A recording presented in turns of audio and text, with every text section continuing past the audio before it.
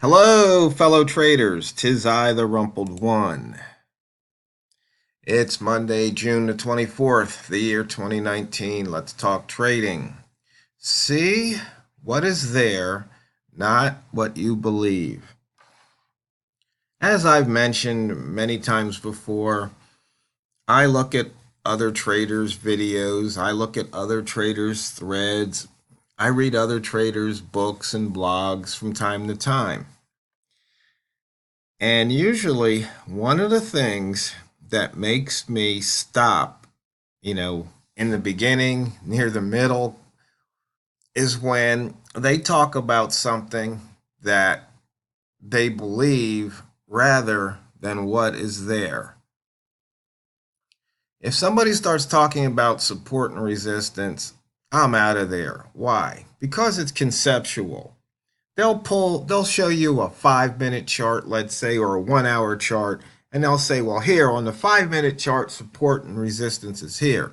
And then they'll pull up a weekly or daily chart, and then they'll talk about, support and resistance there, as if somewhere out there in the market, there is this support and resistance that on one chart says one thing and on another chart says another thing. In the real market, it's just ridiculous. The same thing with the supply and demand. That on one chart it exists at one level, but on another chart it exists at a different level. It just doesn't make sense because they believe in these concepts. And that's one of the reasons why I like to tease people about squiggly lines, because they'll come up with these esoteric formulas where price and or volume is the input. Then they run it through these calculations that probably would even be more esoteric if they had their hands on a supercomputer, because it would just give them more compute power to play with, even though today's laptops and notebooks or desktops, our personal computers are so powerful that it gives them the ability to run all of these, equations to decide which way price is going, as opposed to just looking at the screen. So the point I'm trying to make is that you have to see what is there. And it's really hard, especially once you start reading books and they start talking about these concepts, because then in your mind you see these concepts but they're not really there on the chart. But highs and lows, things like that, they're there on the chart. I mean, the daily high is the daily high. The weekly high is the weekly high. You put it on the chart. Everybody agrees, within a pip or two of those numbers, and that's only because Forex isn't a consolidated market. But like in the stock market, yeah, the daily high is the daily high. The daily open is the daily open. Those lines don't move. Okay? Now, the current daily high and low, they can move because the day isn't over. But once that day is over, those lines are fixed.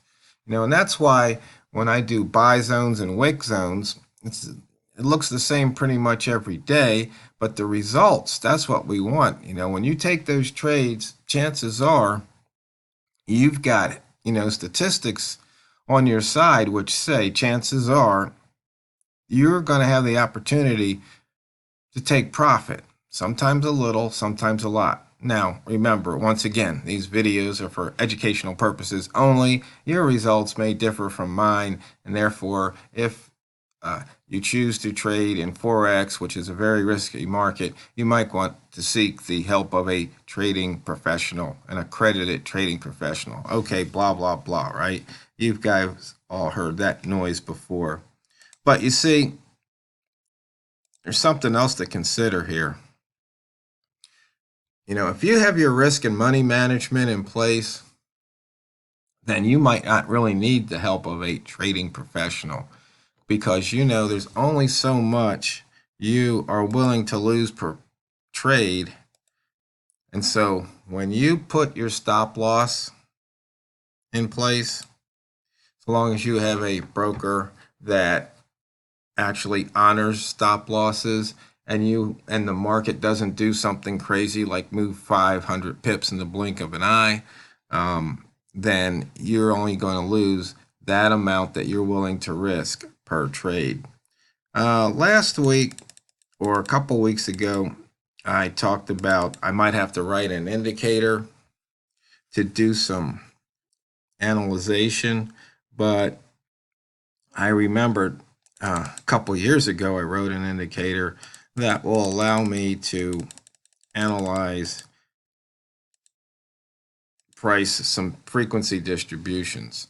I think I might have showed you this one that I was working on. The first trading day of the week and how many times price will go above it or below it. So you see here, here's the first trading day last week, and you saw what happened there. And here's the first trading day of this week, which is still today, so those lines, C00, are still being put in.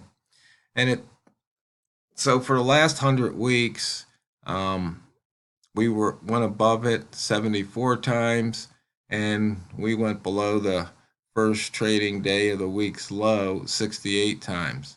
So what does that tell me? It tells me that there's money to be made taking these trades. I mean, that's the statistics. I'm not talking about support or resistance or supply or demand or anything else that's conceptual. These are just hard and fast numbers, and you can see these things because they're right there on the chart. You see it. I don't have to believe in it. This is nothing that I have to believe in. It's something I can see, then I can verify it. And see, that makes all the difference in the world, at least to me. Let me know how you feel about it. Now, there was something else that we've been talking about for a while.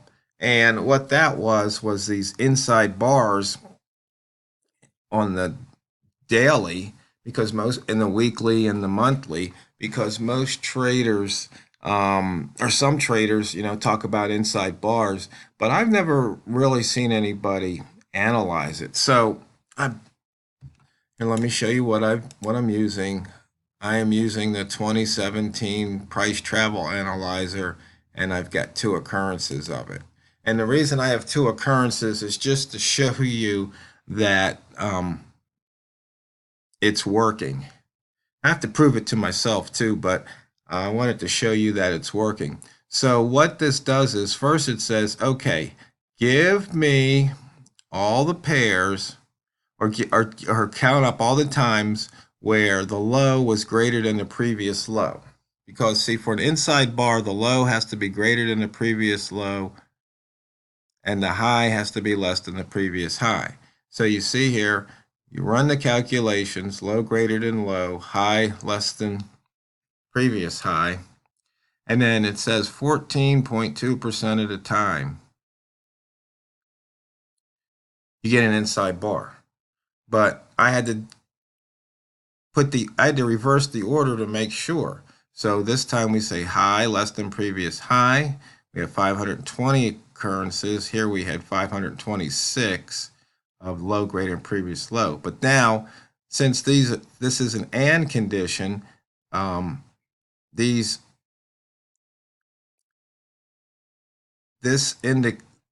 line here, or this calculation here, is only going to look at the one selected here. And so you see low greater than previous low 142 times. And so here, high less than previous high. So that was both conditions, which is the condition of an inside bar. So 14% of the time, you're going to have an inside bar. And you can see here, looking at these inside bars, that have the blue line through them, you can see what price does afterwards. Sometimes you get a little and sometimes you get a lot. So when we go back and we start looking, when I'm running through these screens like I normally do for you on a daily basis, you can now appreciate and understand